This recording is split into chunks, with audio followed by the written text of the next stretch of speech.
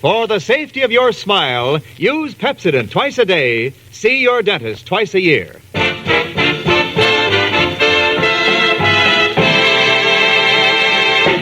Lever Brothers Company presents the Pepsodent Show, My Friend Irma, created by Cy Howard and starring Marie Wilson as Irma with Joan Banks as Jane. Friendship, friendship, just a perfect friendship. When other friendships have been forgotten, theirs will still be hot.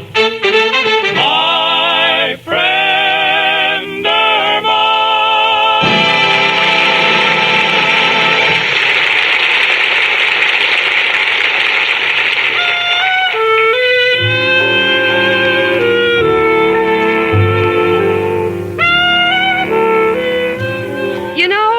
I just read a book on child psychology, and it said that if a child doesn't know what you're saying, act it out, dramatize it.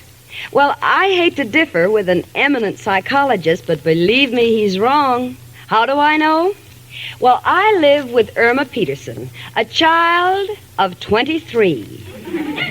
And I have even drawn pictures for her, and she still doesn't know what I'm talking about. But there, we're even because I can't understand what she's talking about.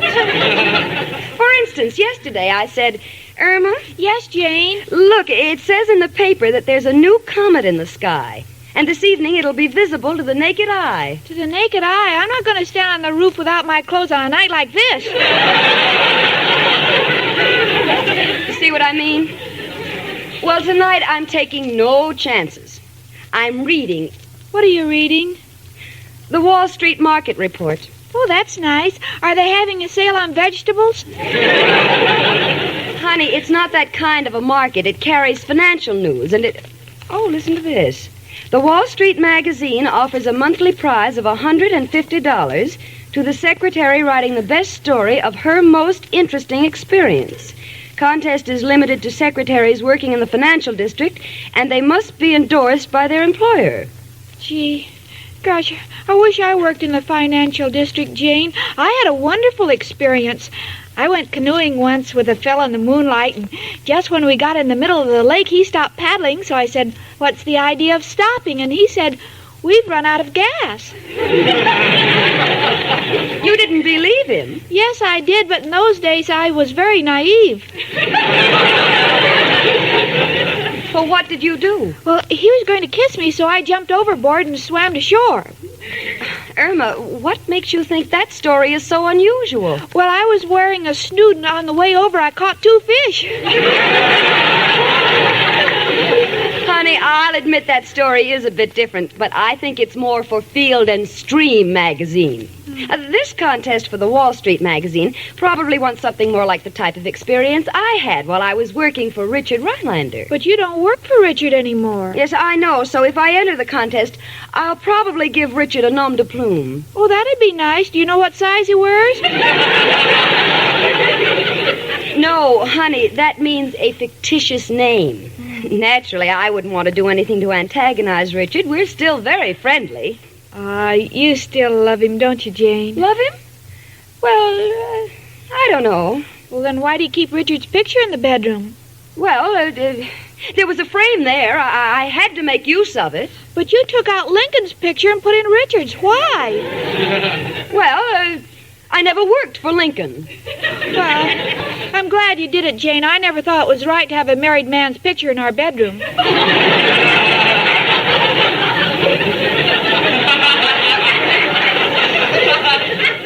But you do love Richard, don't you, Jane? Irma, please, I'm trying to keep my mind on my experience. Now, let me look over these rules again. I know you love him, Jane, and I admire you for it, because you feel about Richard just the way I feel about my Al. Irma, I'm trying to concentrate. I can use that prize money. When I'm with my Al, my heart is so gay, and it seems to dance and sing a song like cucaracha. That's Spanish for I love you. Gracias. That's Portuguese for sorry, wrong number. Come in. It's only me, Professor Kropotkin. Hello, Janie and Irma, my 2 little swimmers. One heading for the rocks, the other with rocks in her head. Oh, excuse me, girls. A little joke I picked up in a stone quarry. Well, Professor, you have a bump on your forehead. How did that happen? I got that going into my room. I ran into the door. Oh, that's too bad. You should be more careful. Me? Mrs. O'Reilly is the one who should be more careful. When she puts a door on my room, first she should tell me. What's new with you girls? Oh, Jane's going to win $150 in a contest. Is that right, Janie? What kind of contest? Only secretaries are eligible, but Irma's a little ahead of herself. I can't enter because Mr. Thompson, my boss, is out of town, and he'd have to sponsor me. Oh, that's too bad. Just what would you have to do to win? Well, you write a letter telling your most interesting experience. Oh, the ones I could tell. You know, when I first came to this country, I couldn't speak a word of English. And when I got hungry, I didn't know what to ask for. So luckily, I ran into a friend from the old country, and he said I should ask for hot dog. Everybody in America eats hot dog. Yeah, but I couldn't remember the word hot. So wherever I went, all I could say is dog. Dog. You know, that first month I almost starved to death. But I did wind up with 6 collies and 4 Cocker Spaniels. Well, gosh, it could have been worse. You know, you might have forgotten the word dog and said hot wherever you went and wound up being fanned to death.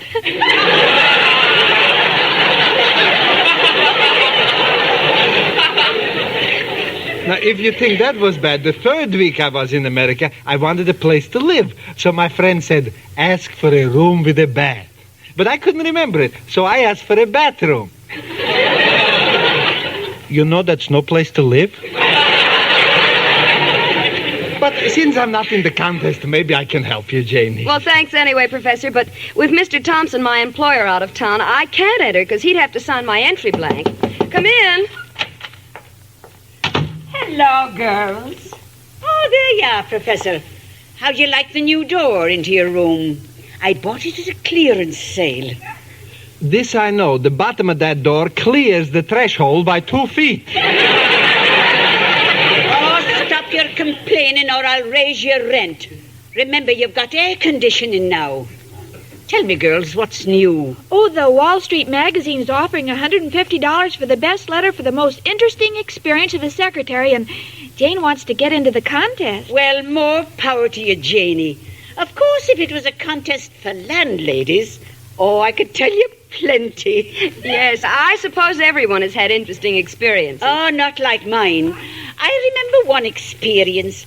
I was a young girl. For you, that's a surprising experience.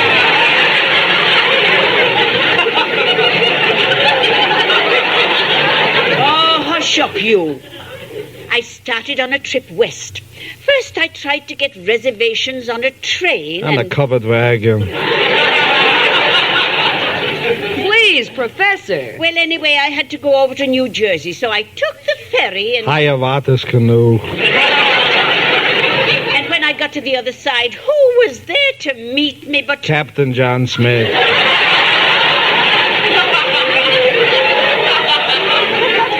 Oh, well, there's no use in me trying to tell a story. That professor's so insulting. I'm sorry, Mrs. O'Reilly. I always want you should think of me as a gentleman. Well, I'd like to. Thank you. And I'll think of you as the same. Oh, go on, Miss O'Reilly. Tell us some more about your experiences. Well, all right. Here's the one I like best. When I was a young lady, I went to a formal ball. I was wearing a pair of garters with diamonds on them. And while dancing, I lost one of my garters. Now, they were very valuable, and I knew it wouldn't be returned unless I offered an attractive reward. So I said the gentleman who returned the garter could slip it back on my leg. There must have been considerable excitement. Oh, indeed there was. The newspapers even printed me picture. Did you get the garter back? Yes, some gentleman found it and mailed it back to me. I can't understand why. He only lived next door. Oh, I hear someone coming up the stairs. Come along, Professor. Maybe the girls are expecting company. Company? Well, no, we're not expecting... Oh, hello, Richard, of all people. Hello, Jane. Hello, everybody. I hope I'm not intruding. No, of course not. This is a very pleasant surprise. We'll see you later. Come on, Mrs. O'Reilly, you old... we'll let the young people alone. Well, it seems like a long time since I've been here, but everything looks the same. Tell me, Irma, is Al working? No, everything's the same. Do you have a cigarette, Jane? We have 80 packs. 80? How come? Irma thought the cigarette machine was a jukebox. The place was dark, and I mistook Philip Morris for Perry Como. Yes, we know, honey. Richard, would you like a cocktail? Why, that's exactly why I stopped by. You know, Jane, I've been thinking of you lately, and I thought we might talk about it over cocktails. Oh, well, Richard, this is kind of sudden. Oh, come on, Jane. It's very seldom I get a chance to get away from the office this early, but Miss Benson is so efficient. Miss Benson? Is that the girl who took my place? Yes. I didn't know you'd met her. Well, I just caught a fleeting glance. I really don't know what she looks like. Don't know what she looks like? Why, Jane, you told me yourself she had to touch up the dark roots of her hair to match the part that was already bleached. Irma. And that her hips are padded. Irma Peterson, will you be still? Jane, don't be so upset. As a matter of fact, Carolyn's a very clever girl. She's just entered that Wall Street magazine contest, and I know she's going to win, hands down. Yes, I'm sure she is. Richard, do you mind if I take a rain check on those cocktails? Why, Jane? Well, I have a slight headache, and I'd like to take a couple of Carolyn's. I mean aspirins. Well, I'm sorry you've changed your mind, Jane, but if that's how you feel, we'll make it some other time. I'll give you a ring later on this evening. Goodbye. Oh, Jane, why are you angry? Carolyn. Irma, do you know I worked for Richard 3 years before he even knew I had a first name? She's only been there 3 months, and he's calling her Carolyn. Well, that doesn't mean anything, Jane. I only worked for my boss, Mr. Clyde, one day, and he started in calling me names. Oh, if Mr. Thompson would only get back into town, I'd show Richard and that Carolyn. Come in. Hello, Jane. Hiya, chicken. Oh, hello, Al, honey. Hey, what goes here? I've never seen the both of you so down in the mouth. You look like a couple of cops passing an empty apple stand. Oh, Al, Richard just left, and Jane's upset because his secretary's in a contest, and Jane can't have her most interesting experience because her boss is away, and... No, well, I mean... Important, Al. Look, Jane, if you're in a jam, just say the word. I'm not in a jam. It's just that the Wall Street magazine is having a contest for secretaries with the most interesting experience, and the prize is $150. But I can't enter because you have to be endorsed by your employer, and Mr. Thompson's out of town. Can solve the whole thing. You can? Certainly. When my latest deal comes through, I'll have enough dough to buy both of you girls a mink coat. Oh, please. Don't bother me with your deals. What is it this time? Pasting toothpicks on cats and selling them for porcupines? No, this one is on a higher level. More practical. Mm-hmm. It's a device to save wear and tear on dames whose husbands is always coming home late. See, it's a specially designed latching device with an electric eye. So no matter how quiet he opens the front door, he still gets conked over the head with a rolling pin without her having to get out of bed. What do you think of it? Quite effective. I feel even worse than I did before. Irma, I'm going down to Wall Street and see if they'll let me enter the contest without Mr. Thompson's okay. I'll see you later. Oh, gee, Al, I feel so sorry for Jane. You know, she needs the prize money, but most of all, she wants to show Richard that she's smarter than Caroline. Yeah, and the big problem is to get her boss's permission. Or a reasonable facsimile. What do you mean reasonable facsimile? Got a bright thought. Chicken, we both like Jane. We can't let her down. She must win that contest. But, Al, is what you're thinking legitimate? Chicken, I come here for love, not to be psychoanalyzed. We'll handle matters so that Jane wins the contest. But, Al, why are you so interested? Well, because I like her. She's fair and honest and a good sport. Besides, if she wins, I'm collecting 10% commission.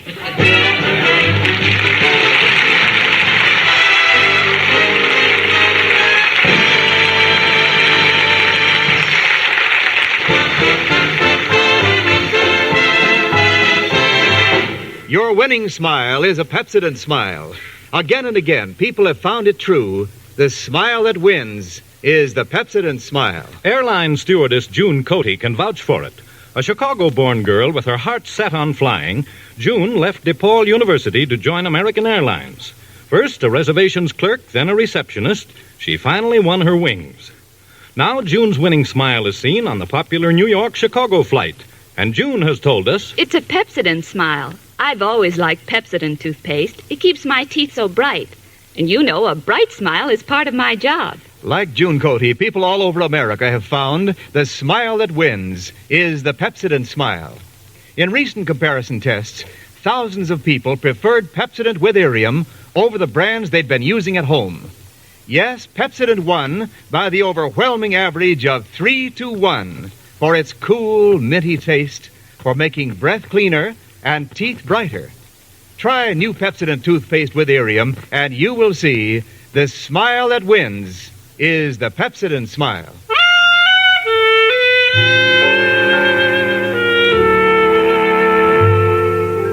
Well, I just tried to persuade the contest editor of the magazine to let me enter the contest without being sponsored by my employer since he's out of town. But I was turned down so cold my ears are still frostbitten. And I'm burned up. Oh, it isn't the money so much, but every time I think of the look on Richard's face when he mentioned that Carolyn Benson, I see red. I think I'll walk home and try to cool off. That Richard is so gullible. I'm sure that conniving little bleached brick top is twisting him around her little finger. I'd like to walk into his office and give her a piece of my mind. I'd look her right in the eye and say, "You don't look so smart to me." Maybe not, lady, but I don't go around talking to myself.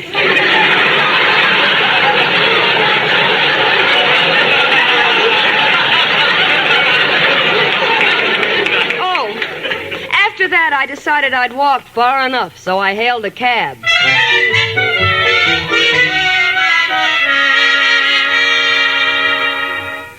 Oh, gee, Al, I wish I knew what we could do to help Jane get into that contest. Got the angle, chicken. The rules say the contestant must be sponsored by their employer, right? Right, Al? Yeah. Well, since Jane's employer is out of town, we go to his wife. After all, Thompson may be the boss in the office, but I have met the old lady.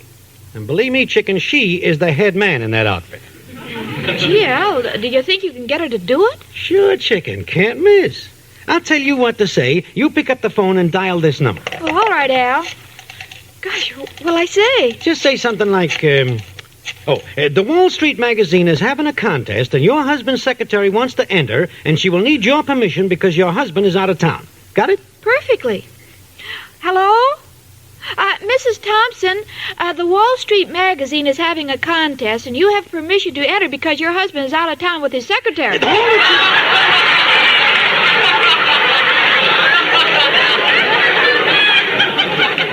Let me have that phone. Hello, Mrs. Thompson? What? Oh, Mrs. Thompson is out of town with her husband. Message? Yeah, when they come back, tell them there were no calls. Goodbye. Chicken, when things are hot and you're in a spot, there's only one man with whom to cast your lot. Who, Al? Who else but... Hello, Joe? Got a problem. Jane needs her boss's signature to get into a contest, and he's out of town. How can we bring him back? What?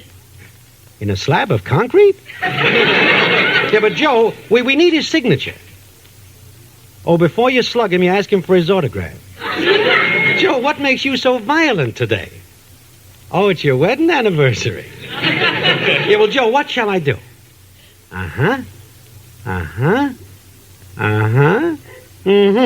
Thank you, Joe, and goodbye, noble friend. Chicken, Joe has given me the idea. I go down to the magazine and pass myself off as Jane's boss. What do you mean, Al? Chicken, you are now looking at Ellsworth Thompson. Come on, let's go. Oh, all right, Al. And if you and Mr. Thompson won't mind, I'll walk in the middle.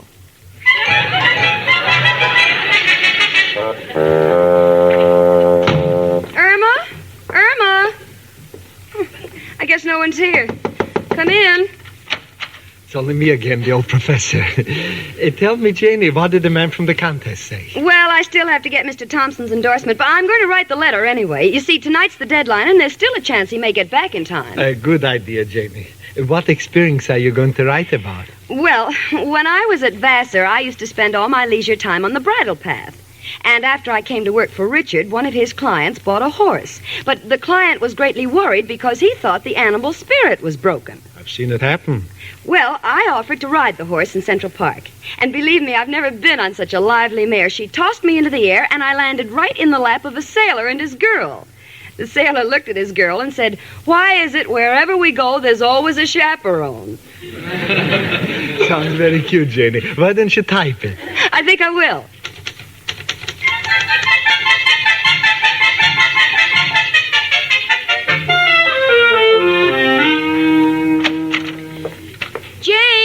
Jane? Oh, she's not here, Al. Well, we can break the news to her later that we got permission for her to enter the contest.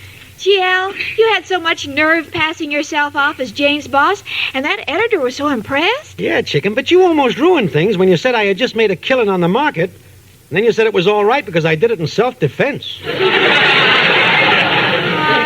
Yes, I know, but I think I made up for it when he asked you if you thought we were having a bull market, and I said, no, everybody's telling the truth. Well, what's the difference? We put it over. Hey, chicken, look. There's a letter in the typewriter here to the contest editor. What does it say, Al? Why, it's ridiculous. Listen to this, gentlemen. When I was at Vassar... Is that bad, Al? Why, certainly. They don't give no $150 to people who can afford to go to Vassar. You got to appeal to their sympathy. Chicken, get at the typewriter. All right, Al. Wall Street Magazine contest editor, dear Mr. Wall. Dear Mr. Wall. Chicken, that brain of yours goes in more different directions than a 4-way cold tablet. Make it Dear Mr. Contest. All right. Now, instead of when I was at Vassar, make it when I busted out of reform school. Got it, Al. Oh, and look at this line. Oh, look what she wrote. I used to spend all my leisure time on the bridle path. That's not true. Why not, chicken? Jane was never married. That's right. Strike it out, chicken. Change it to, I came from a very poor family, and you have no idea what $150 would have done for us in those days. Or even now. That's a hint, isn't it, Al? A subtle hint. Now, the rest of it we make up. At the age of 12, I got a job in a sweatshop. Making sweaters. No, chicken. Just say I got a job in a sweatshop. And there I was.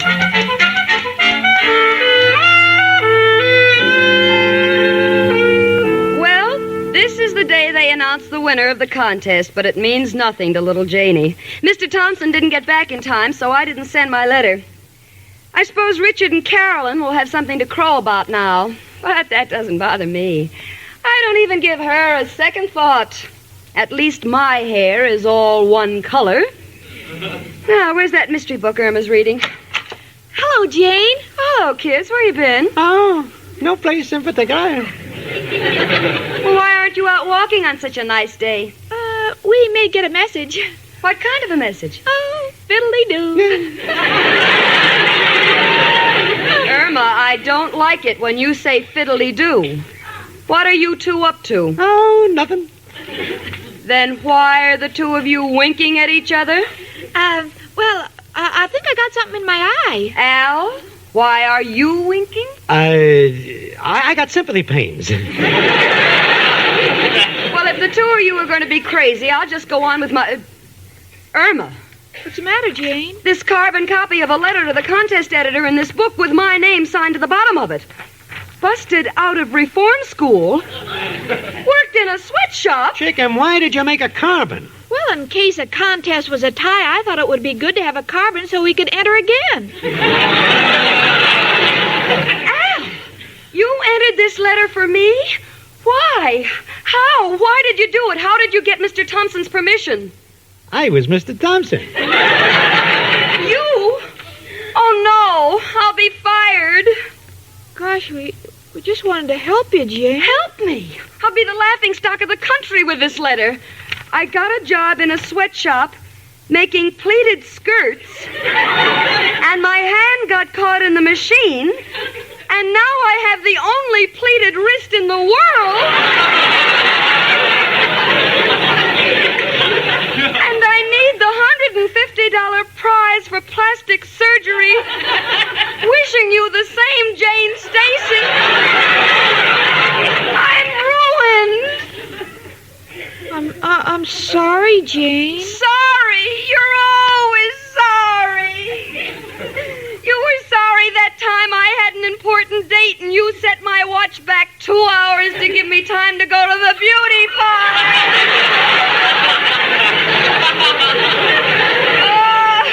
You were sorry the time you served soda crackers dipped in suntan oil because I said Richard likes sunshine biscuits.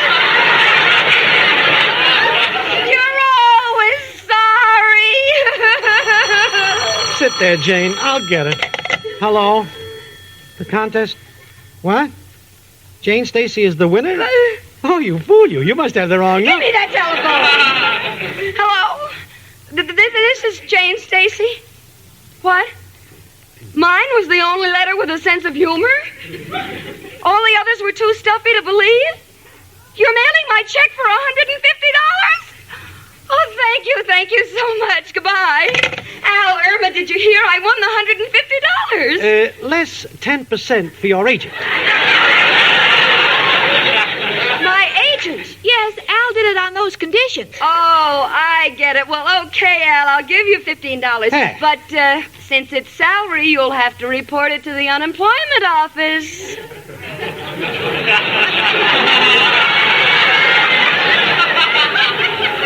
In that case, nothing doing.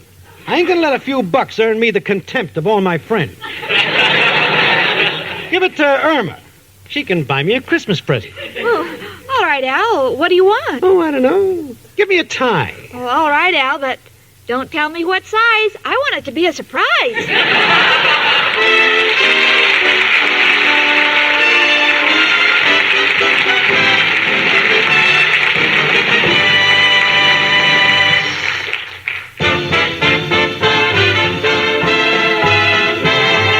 Your winning smile is a Pepsodent smile. Again and again, people have found the smile that wins is the Pepsodent smile. That's borne out by the vote of thousands who tried new Pepsodent toothpaste with Irium in a recent nationwide test. These people were given plain, unlabeled tubes of Pepsodent and were asked to compare it with the brands they were using at home. When their votes came in, Pepsodent won by the overwhelming average of 3-1. These people say new Pepsodent tastes better, makes their breath cleaner, and their teeth brighter than any other toothpaste they tried. Remember, that's not just our opinion. That's what people say. They say it 3-1. They've seen Pepsodent with Irium remove the film that makes teeth look dull, uncover new brightness in their smiles. Try it and you will see the smile that wins is the Pepsodent smile. Well, all's well that ends well. I'm still not too happy about Carol and Benson with Richard, but believe me, in time, little Jane Stacy will take care of that. But I'm $135 ahead, and Irma has her $15 for Al's present. Irma? What, Jane? Are you going to buy that tie for Christmas? No, I think I'll buy him some train tickets. Train tickets? Yes, Al's very sensitive to the weather. What do you mean? Well, he always says he likes to get out of town when things get hot. And you know, hot or cold, rain or shine, life is like that when you live with my friend Irma. My Friend Irma is produced and directed by Cy Howard. Park Levy writes the script to Stanley Adams and Roland McLean. Is brought to you by Pepsodent Toothpaste with Irium, another fine product of Lever Brothers Company. Marie Wilson starred as Irma with Joan Banks as Jane. Wendell Niles speaking. This is CBS, the Columbia Broadcasting System.